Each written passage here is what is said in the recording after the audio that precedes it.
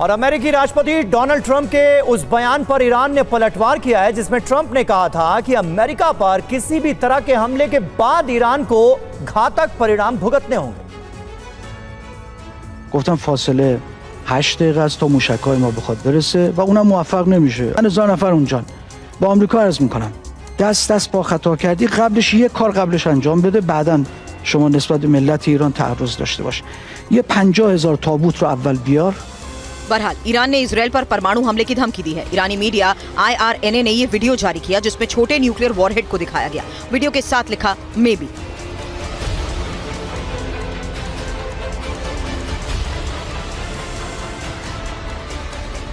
बताया जा रहा है कि ये वीडियो अमेरिका को चिढ़ाने के लिए जारी किया गया जिसमें उसने ईरान को परमाणु प्रोजेक्ट रोकने की धमकी दी है। इधर IRGC की तरफ से एक वीडियो जारी किया गया जिसमें सिजिल मिसाइल को टारगेट करते हुए दिखाया गया। वीडियो के साथ कहा गया कि यूएस बेस पर हमले के लिए मिसाइल तैयार है। यूएस ने हमले के बाद वो जवाबी कार्रवाई के लिए तैयार है। सिजिल मिसाइल से अमेरिकी बेस को निशाना साधने की बात कही गई है।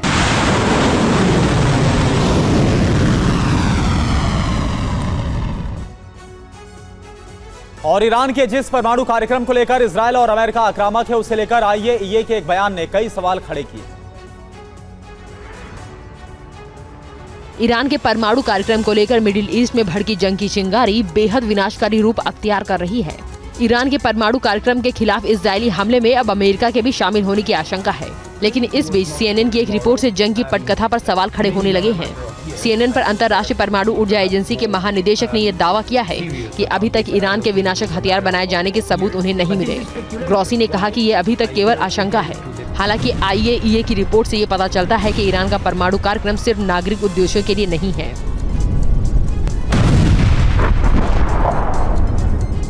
अनुमान है कि ईरान ने इजरायल के हमले से पहले 60% तक यूरेनियम संवर्धित कर लिया था।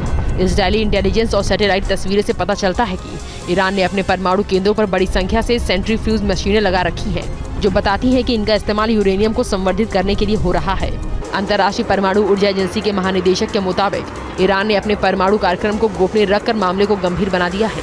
यही वजह है कि इजरायल और अमेरिका आक्रामक है।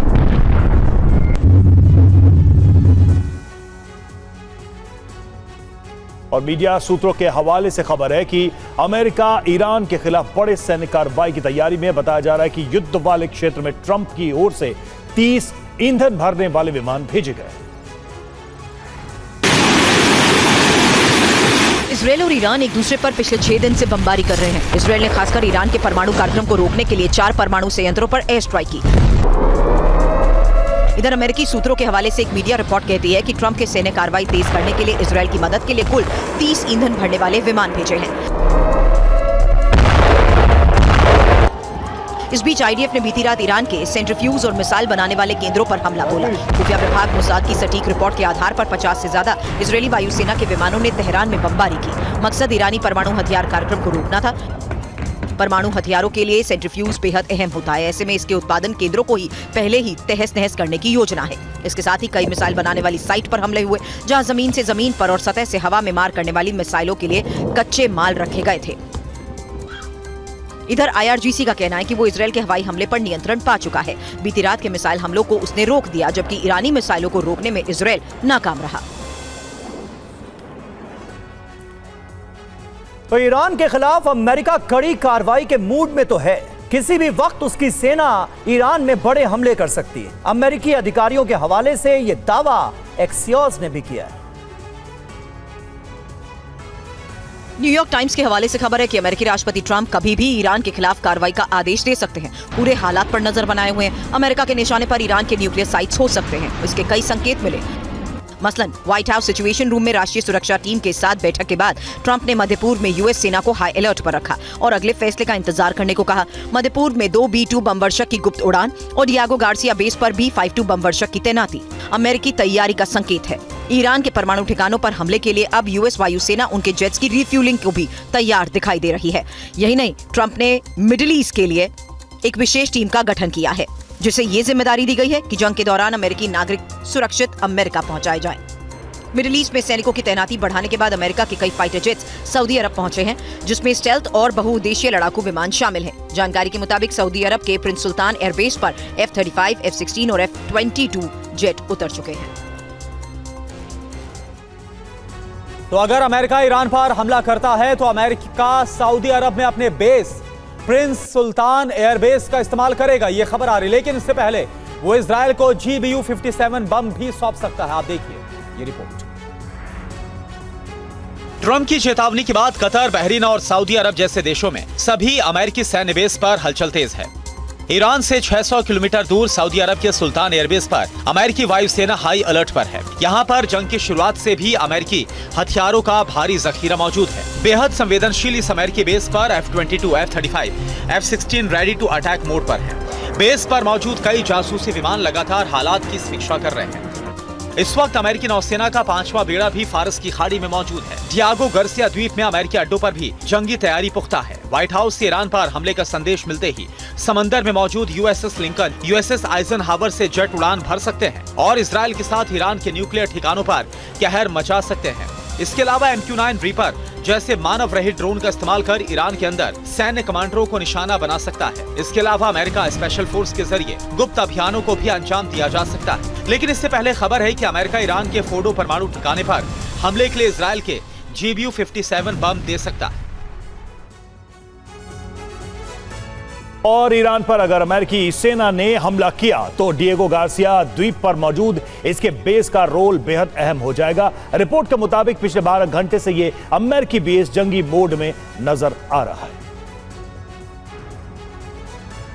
ईरान पर हमले के लिए अमेरिका का डिएगो गार्सिया बेस पूरी तरह तैयार है। हिंद महासागर में स्थित अमेरिका का ये बेस सामरिक महत्व वाला है, जो ब्रिटिश हिंद महासागर क्षेत्र का हिस्सा है। इसे ब्रिटेन ने अमेरिका को सैन्य उपयोग के लिए लीज पर दिया है। ईरान इजराइल की जंग में डिएगो गार्सिया का बेहद अहम रोल है। आपको यहाँ अमेरिका की सैन्य क्षमता से भी रूबरू कराते हैं। डिएगो गार्सिया में इस वक्त 5 B-2 spirit long range strategic stealth bombers ready to attack mode पर हैं, जो कई बैलिस्टिक और हाइपरसोनिक मिसाइलों के साथ घातक बमों से लैस हैं। इसके अलावा यहाँ 6 KC-135 stratotanker aerial refuelling tanker भी मौजूद हैं, जो अब इजरायली फाइटर्स को भी ईंधन मुहैया कराएंगे। इसके अलावा डिएगो गार्सिया में अमेरिकी वायुसेना का एक C-5 Galaxy strategic heavy lift aircraft तैनात है। अगर अमेरिका ईरान पर हमला करता है तो डिएगो गार्सिया से दर्जनों अमेरिकी B-1, B-2 और B-52 बम वर्षक विमान उड़ान भरेंगे और ईरान की न्यूक्लियर साइट के साथ साथ उसके अहम रणनीतिक ठिकानों पर विध्वंस का नया चैप्टर तैयार कर सकते हैं।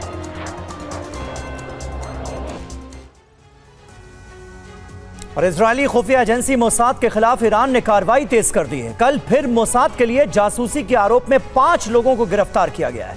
इससे पहले एक जासूस को पिछले दिनों ही फांसी दे दी गई थी।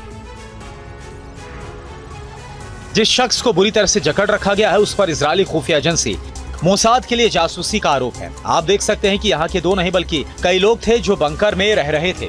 ईरानी सेना का कहना है कि ये सभी इजराइल के लिए जासूसी कर रहे थे, जिन्हें धर दबोचा गया। इस बीच कई जगहों पर ईरानी सेना ने छापा मारा। आप देखिए किस तरह से दूसरे जासूस के पकड़े जाने पर पहले उसे बुरी तरह से मारा पीटा गया और फिर उसके हाथ को रस्सियों से बांध दिया गया।